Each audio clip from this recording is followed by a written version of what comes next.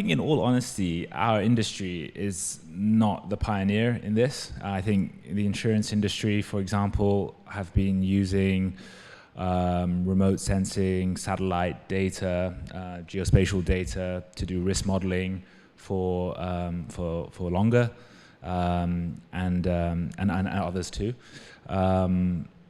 Yeah, for instance, even in like metals and mining industry, right? Like geospatial data is like quite quintessential to them and their processes. But I think from a sustainable investing standpoint, there's a big opportunity to employ this more geospatial type approach, and using asset level data to identify areas where there's impact, whether it's positive or negative. So, for example, in terms of biodiversity, we're building a biodiversity investment framework, and we're applying that across our portfolios as well.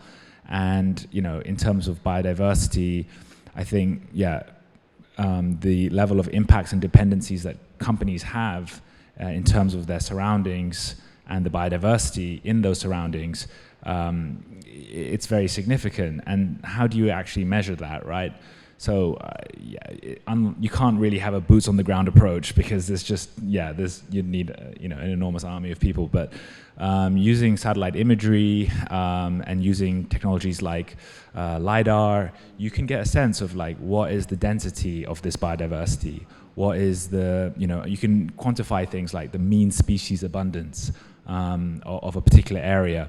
And if you combine that with geolocation data for, say, a pulp and paper mill, and you look at and you train a computer algorithm to identify or understand where there is deforestation taking place, and to track that deforestation across a time series of images, then you could actually go to that paper and pulp mill and say, hey, listen, like we've seen that 45% of the biodiversity within a 2-kilometer radius of these assets which belong to you has been impacted adversely over the past 5 or 10 years since you set up, or whatever it is. So those are, I think, very interesting applications that we're looking at, and I think the industry will also be looking at.